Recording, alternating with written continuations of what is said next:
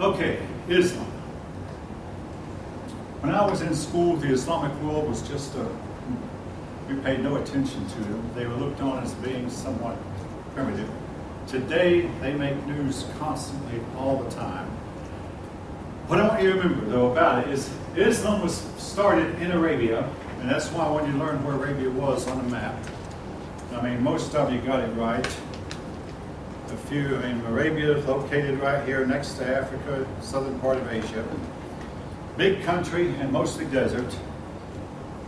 Founded by a man named Mohammed. Mohammed grew up in poverty, but then he married his boss, who was a wealthy woman. And he began to believe that he was being visited by the Archangel Gabriel, who told him that, hey, God never revealed the whole truth, but you're being given the whole truth. Jesus and Moses, they got part of the truth, but you're going to be given all of it. So eventually he wrote what his visions were in a book called the Quran, Quran. And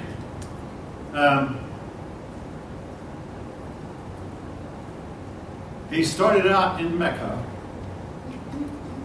He tried to preach his doctrine to the Meccans. The Meccans rejected him, so he traveled from Mecca to Medina. That word might be pronounced Medina. Anyway, the flight from Mecca to Medina is called the Hijra, Hijra, and Islamic people mark time. Islamic people mark time for this flight that Muhammad made from Mecca to Medina. There in Medina, he had more people receive his message, so he converted the people of Medina. Then he went back to Mecca with an army and converted the Meccans by force. Toppled over most of the idols he found in Mecca, except for there was a black stone that was said to have dropped down from heaven, probably a meteorite. This stone was considered sacred because it had come from heaven. And the stone is still there. And Islamic people are commanded to pray 5 times a day facing this stone. Anyway, to make a long story short,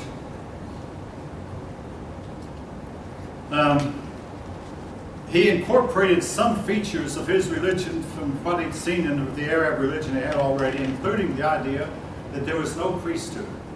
They have no mediator. The word priest means a mediator between man and God. In Islam, there are no priests because everyone takes part in religion, and everyone can pray directly to their God, Allah, without going through a priestly mediator.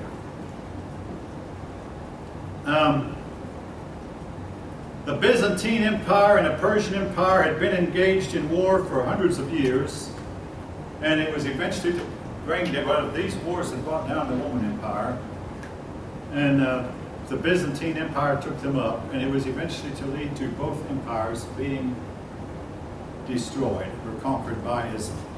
They weakened each other, and then out came the Arabs in full force, and they were able to conquer.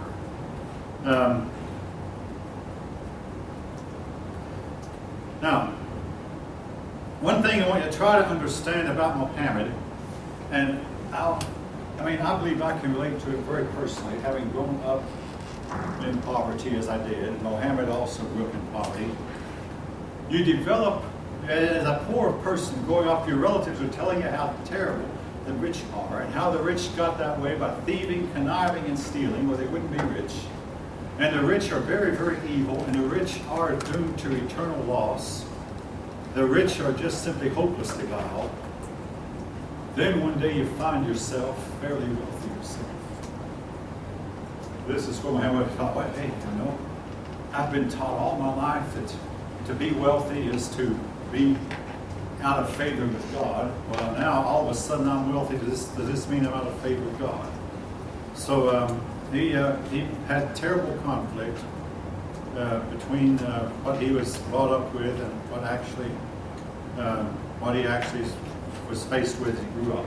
Now everybody faces this, folks.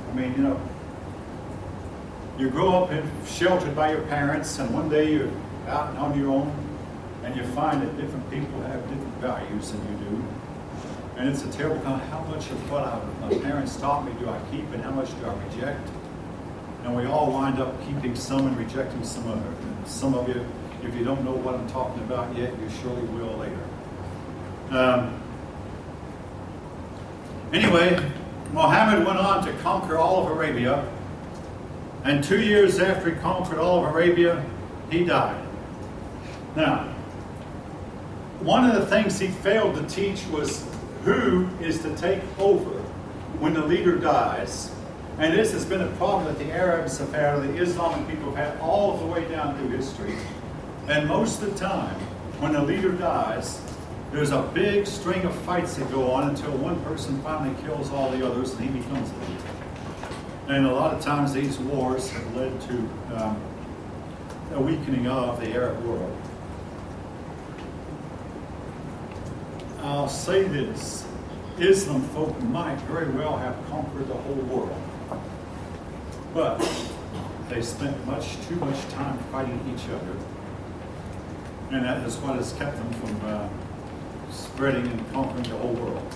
Another thing that's hurt them is their way of fighting. Initially, they fought from horseback, mounted cavalry. This type of fighting works well in the open desert. Put them in a place like the jungles of Vietnam, and maybe you might not realize it, Islam did not make a whole lot of headway in Vietnam. I mean, because you can't fight on horseback with mounted cavalry and stay in formation and go through a jungle like the jungles of Vietnam and hold your troops in formation. It can't be done. You know, what I'm saying is, if you look on a map, the Islamic countries are countries that are mostly desert, have few trees. Get them in an area where there's lots of vegetation, lots of trees, and their armies simply have not done well. It's just that they learned how to fight in a big open Arabian desert, and they have not really learned how to fight in countries that are not open desert. This is true to this day. When Muhammad died, his father-in-law took over. He instituted the old Arab tribal practice of conducting raids to the jihad. The Arab tribes began to spread outward from the Arabian Peninsula. They fought the Persian Empire.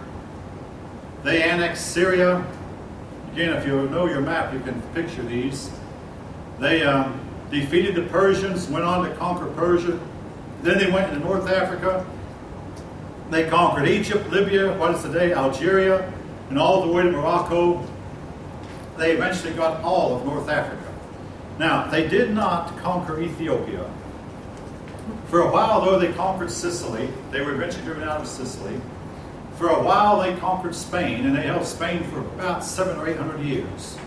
Eventually, they were driven out of Spain. Yes, the year was 1492, and Ferdinand and Isabella finally drove them out. They were able to finance Columbus's crew, but not until they first driven the Moors. The Spanish Arabs are called Moors, not until they first driven the Moors out of Spain. But it took some 700 years. The Persians and Byzantines were known to be oppressive. Islam promised, we will make it lighter for you, and also they said you can keep your religion. This proved to be true tongue-in-cheek, because it was found out that once they took over, you were allowed to convert to Islam, but nobody was allowed to leave Islam on pain of death. This is supposedly still true in a lot of places. Now, I'll tell you, don't worry about the Umayyads and the Abbasids. These were two groups that took over one after the other. The Umayyads first.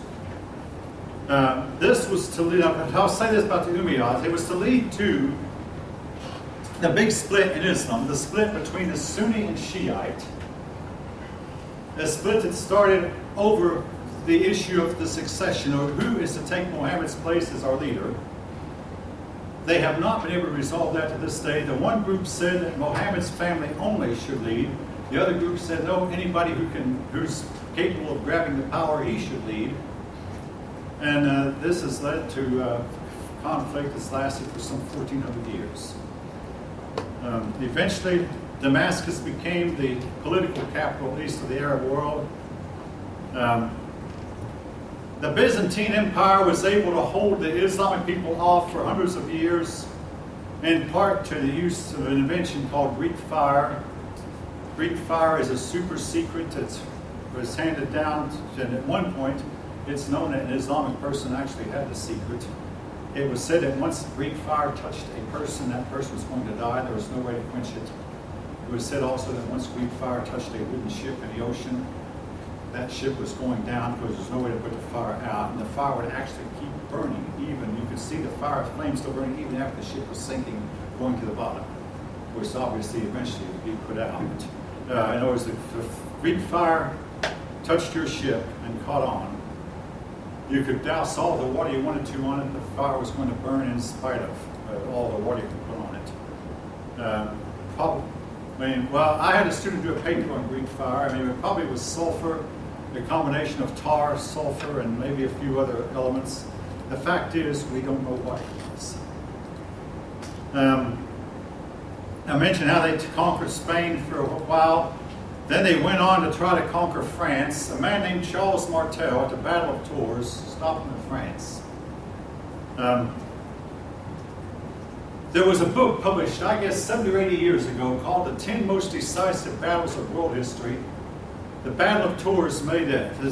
The author was trying to say that if the Muslims had won the Battle of Tours, they would have spread on into France and we'd all be speaking Arabic right now.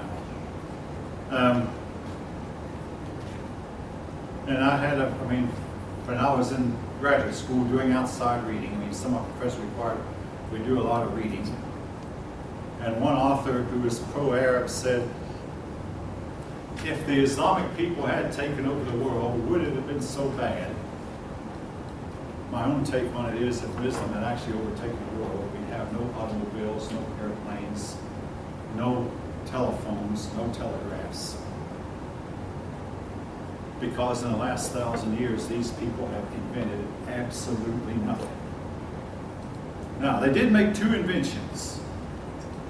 An Arab mathematician invented algebra, and also they invented the Arabic numerals. Now, before this time, Europeans had used Roman numerals.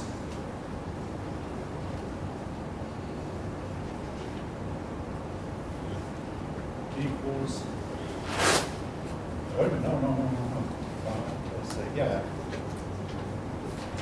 Anybody have any idea how I did that? I faked it. The fact is, you cannot do arithmetic using Roman numerals. Without the zero, folks, with the number zero, the zero is actually known to be a number, the most important of all numbers. Without Arabic numerals, you cannot do long division. Well, let's see. X divided into x equals. Again, I faked it. You can't do division with Roman numerals. But with the Arabic numerals, you can teach long division even to 9 and 10-year-olds. And I tried it once, but I can't say I've had a lot of success. Anyway.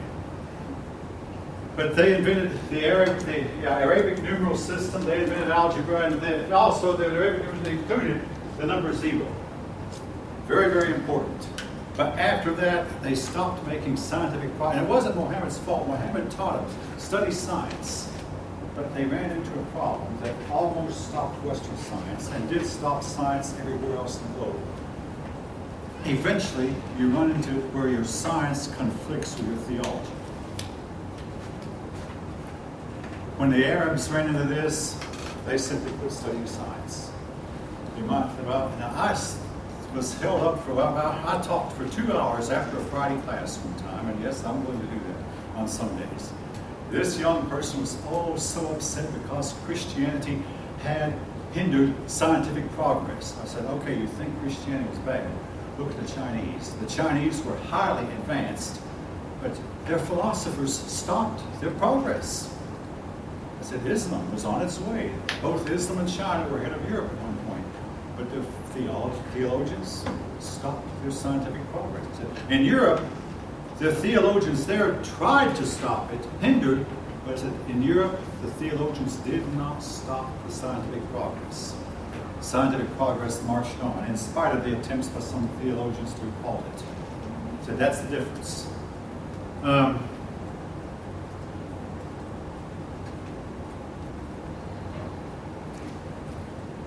Anyway, the Umayyads gave way to the Abbasids, and they had problems. I mean, particularly as some of these wealthy caliphs became wealthy, they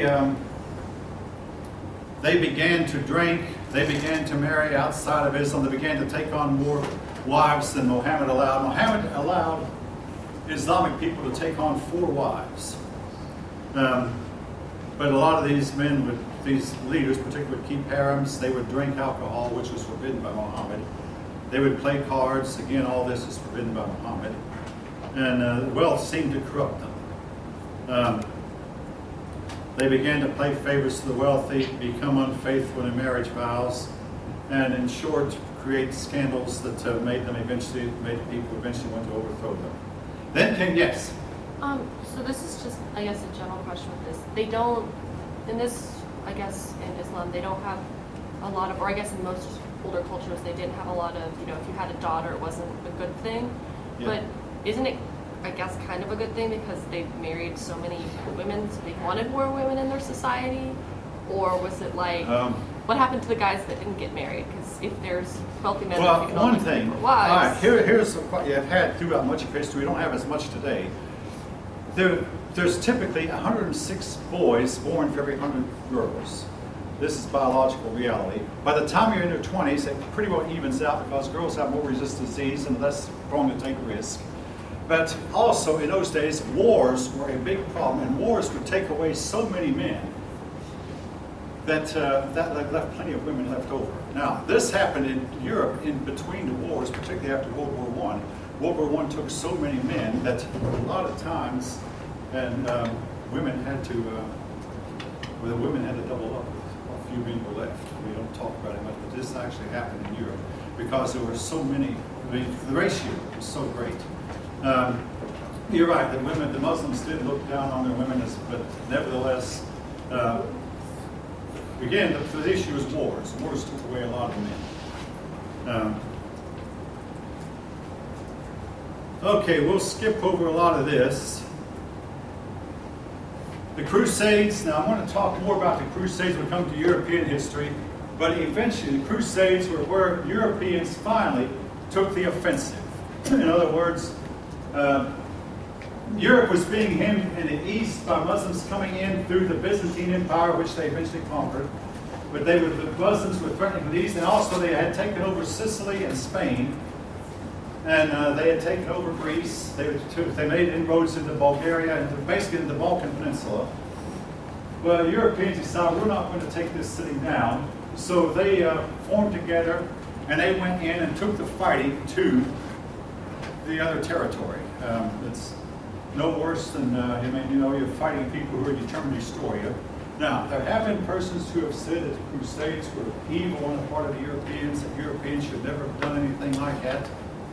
But other people, especially in the recent times, were saying, no, the Europeans had reason to fear being conquered because the people who were conquering them would have done nothing less than enslaved their minds more than anything else.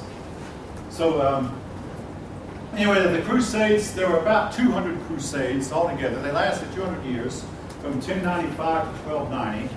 They largely ended when the Black Death hit Europe and carried off a third of Europe's population, and Europe was not able to mount a crusade. But the first crusade caught the Arab world off guard. But then, the later crusades, the Arab world was ready, and they fought off the Europeans. And the later crusaders could not conquer any land from the Arabs. Now, fast forward, folk. In the 1500s, 1600s, and 1700s, technology favored Europeans so much that they left the Arab world behind, and every Muslim country, practically except for maybe Morocco, every other Muslim country has been conquered at one time or another. Libya was conquered by Algeria, by France, Egypt by Britain and France, Syria by France, Iraq and Iran by France and Britain both. Practically every Muslim country has been conquered by outsiders, but that was when Europeans developed such good rifles that it left the Islamic world behind. That's jumping ahead of the story a little bit. Genghis Khan unified the Mongols. The Mongols came in and they fought like the Islamic people had, and basically they almost destroyed Islam. They came in like in waves, the Mongolians that is, unified by Genghis Khan, and they destroyed the Arab Empire and would have destroyed Islam, except just about the time they about put Islam to an end, they converted to Islam themselves.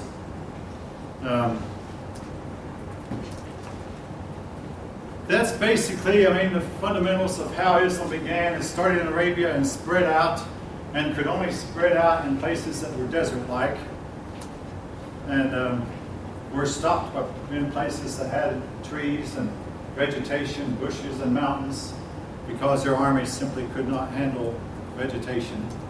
It said the Arab world talks a lot about trees, and the fact is they have hardly any trees in the area where they come from. Okay. Moving on to what the Muslims believe. Before I do, let's take about 10. What Islamic people believe. They call themselves monotheist, that Allah is the only God there is, and Muhammad is his prophet, the only prophet. Now, this is something I wrote several years ago, that to outsiders they appear to be guilty of spreading their religion by fire and sword. Whether they do. Now, I talked to a student from India, I've had more than one from India, who insist that Islam spread its religion by fire and sword in places in India. Folk, in some places and in some times that has been true. And in other places and other times it has not. So you can't make a blanket statement that applies to every place. They have, if you talk to a person from the Balkan region, I had a student from the Balkans as recently as 2013, 2 years ago, who wrote a paper on the issue, and she insisted that when they took over part of the Balkan, they did spread their religion by fire and sword. They've been accused of that. They deny they use force. Again, I wrote just 5 or 6 years ago, what has changed a lot of things, though, is what's been happening in the last couple of years, particularly with the rise of ISIS, that has reminded us just that some branches of them can be extreme and very extreme. They looked on Christians and Jews as people of the book, and in general, they bragged that they were tolerant of Christians and Jews. And this was very, very true, even as recently as when I was a kid. Christians and Jews, and Muslims used to get along very well in Muslim countries. Today, more and more, particularly Christians, are being persecuted in Muslim countries. Now, they do believe in righteousness. They believe in judgment for the wicked.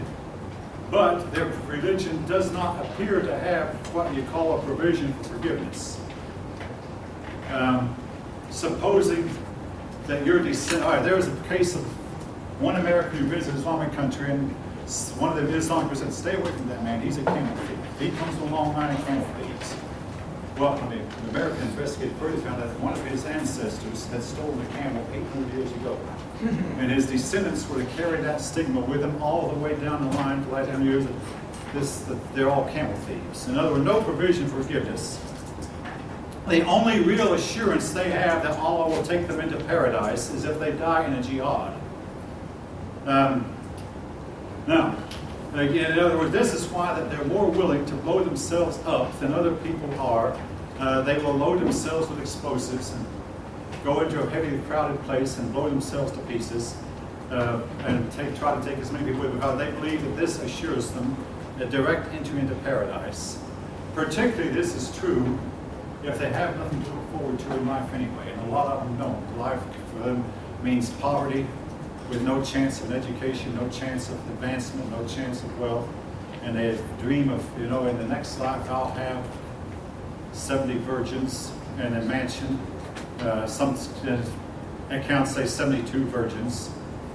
And this encourages them to blow themselves up in hope of a happy afterlife. Now again, I'm not telling you anything, as far as I don't think I'm telling you anything that you haven't heard before. Now, 20 years ago, I might be telling a student of a class like this something brand new that they'd never heard of. But now I think all of you heard this. Women are looked on as being property. They're completely subservient to men. And folk, it has been said, and I don't know how true it is, but that Mohammed did not even believe that women had a soul. Therefore, women had no afterlife. That women were just simply born without a soul, without an afterlife at all. So, and they were completely subservient to the men. To discourage immorality, they believe that women should be completely covered, including their faces. Complete extreme modesty for women. Again, this practice has come into some conflict in the Western world, and particularly when women apply for a driver's license, some of them say it's against our religion for us to show our face, to have a picture made. Many countries have ruled that you must show your face to have your picture made because this is our law, but other countries have ruled in their favor. I mean, and the courts around the western part of the world, Europe and America, have had a difficult time deciding how much of this they allow and how much they don't.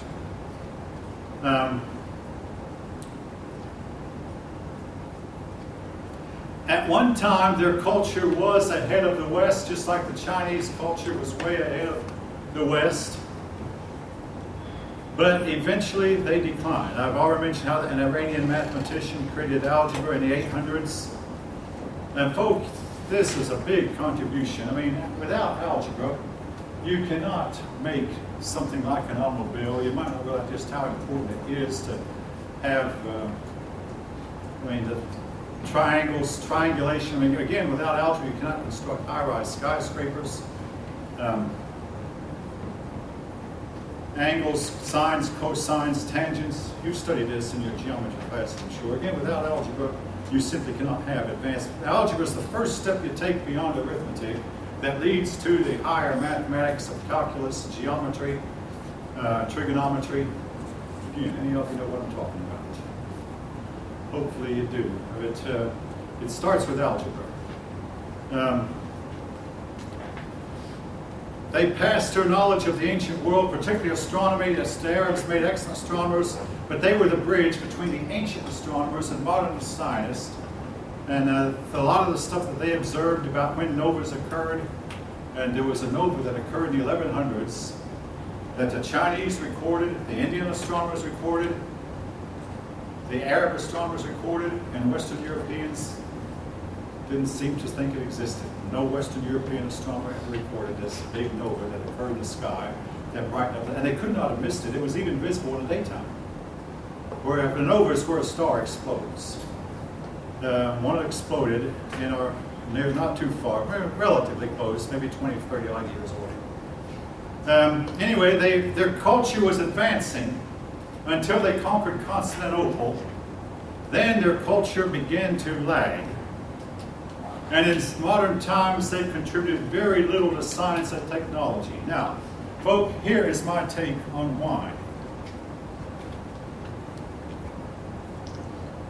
I had a class at another college where that one older man said, I don't see the connection between being allowed to drink and scientific progress. I mean, I made this statement.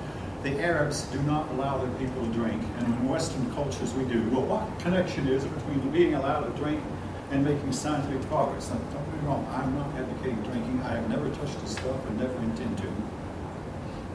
The issue is freedom. In the West, you are free.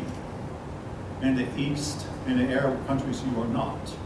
Now, that paper I've asked you to look at, a sample paper, was written by a Muslim student, turned into me. And this Muslim student thinks it's just terrible. In our country, our Senate sometimes disagrees with our president. Now, isn't that just awful? Yes, well, I got something to tell you. My wife sometimes disagrees with me, and sometimes I'm glad of it. My wife should be free to disagree with her husband, not in their country.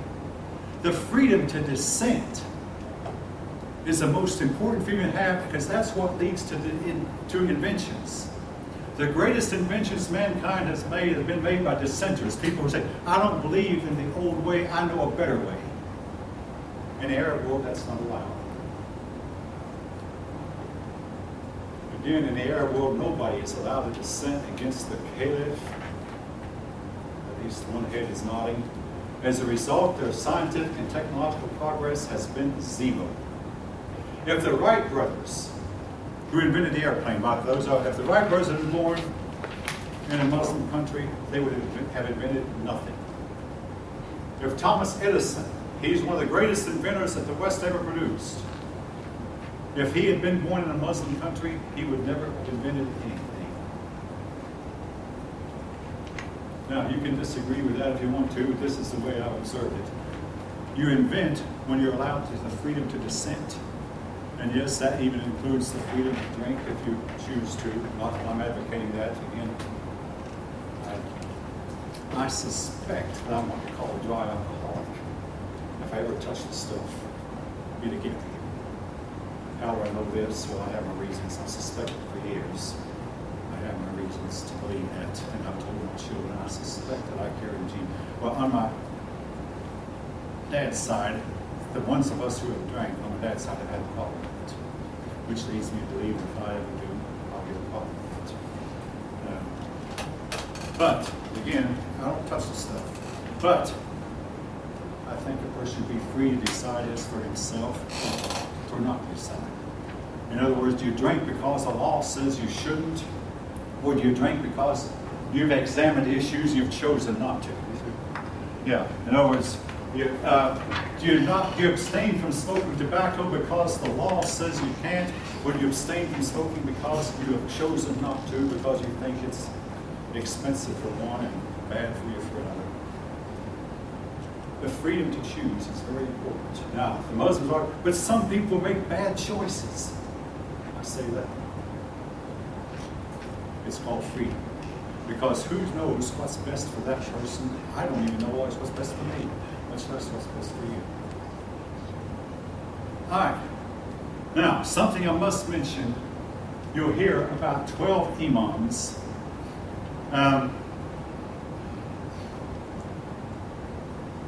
All right, if you look at the story about the 12 imams, when Muhammad died, some of his relatives would pick his successor, and you look at the first 11 imams in detail, each one of them imposed something, some kind of law that Islamic people were expected to follow, and they all died a violent death. They were either poisoned by their wives, or one of their wives, or they were killed by the local caliph at the time.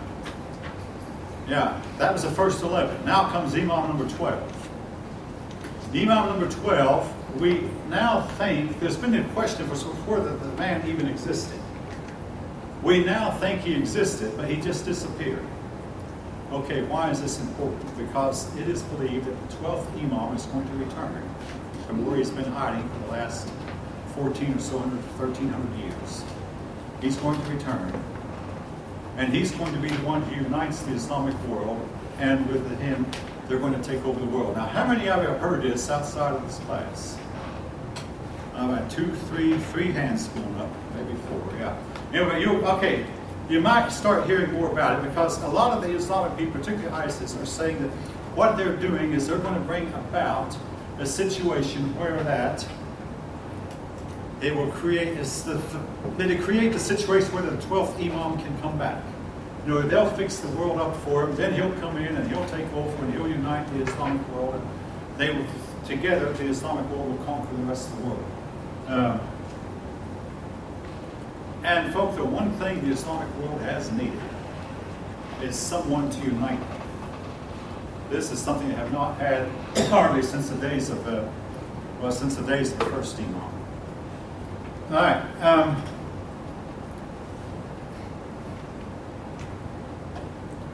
Anyway,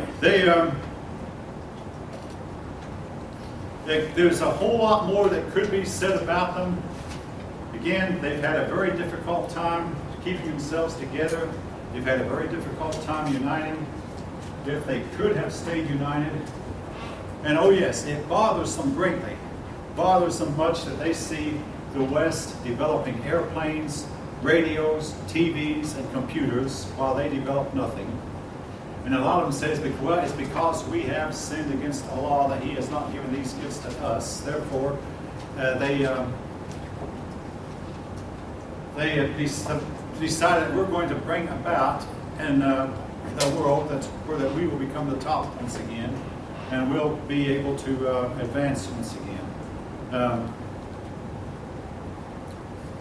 We'll see. Now, some of the other things that they believe, particularly the extreme branch of them, the Muslim Brotherhood, the ISIS, Al-Qaeda, they do not separate mosque from state. You know, to them, church and state, or mosque and state, is one. The mosque is in charge of the state. We might call it the church, but is in charge of the religion controls everything. There's no separation between politics and theology. No, and here's where they have not made scientific progress. They make no separation between science and theology. And let's face it, folk, eventually, everybody's religion is going to meet and come into conflict with something, whether it be your culture or your science or whatever. And in their case, they simply couldn't handle it. I mean, you know, hey, our religion is supreme, so they stopped making scientific progress. They do not believe in playing cards, rolling dice, in any kind of game of chance. They, again, they believe in everything should be controlled, regulated, absolute control. The word Islam means submission. Submission, and they believe everybody should be submissive, including the younger brother to the older. So if you're an Islamic person, your older brother decides he wants you to blow yourself up, you're expected to do so. This came out during the trial of the Boston Marathon bomber, where the younger brother said, I was under my religion to follow the older brother who led me to this, and therefore I had to do it because he was older than me. But the children should be under complete submission to their father. Women should be under complete submission to their husbands. And everybody is to submit. Therefore, there is no room for dissent.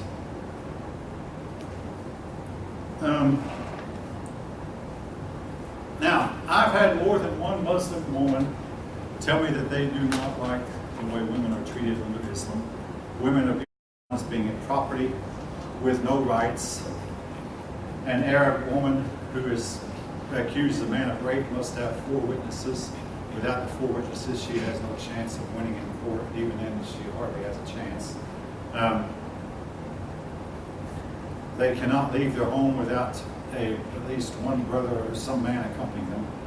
Basically, they're not allowed to talk to a man unless it's their brother or their father.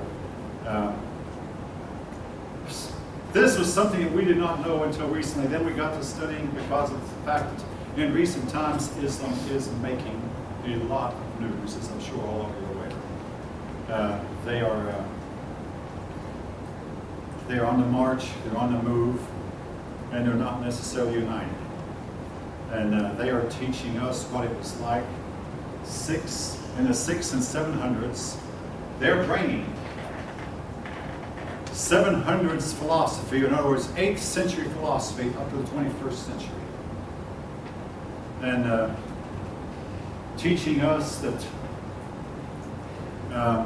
they can come and kill you anytime, but if you kill one of them in self-defense, guess what? You're at fault. They're always right. If you oppose them, you're always wrong.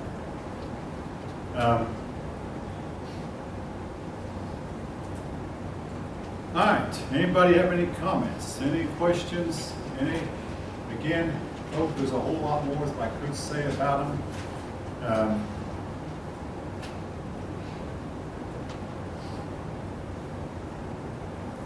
Again, there's no Muslim who's any harder against tobacco use than I am. None of them is any harder against drinking than I am. No Muslim is any harder against adultery than I am. But the difference between me and them is I do not believe that these are issues for the state to decide. These are issues that are better off left up to each individual person to decide for himself or herself. Do I make my point? I hope so. Under Islam, Big Brother in Mecca makes your moral decisions for you.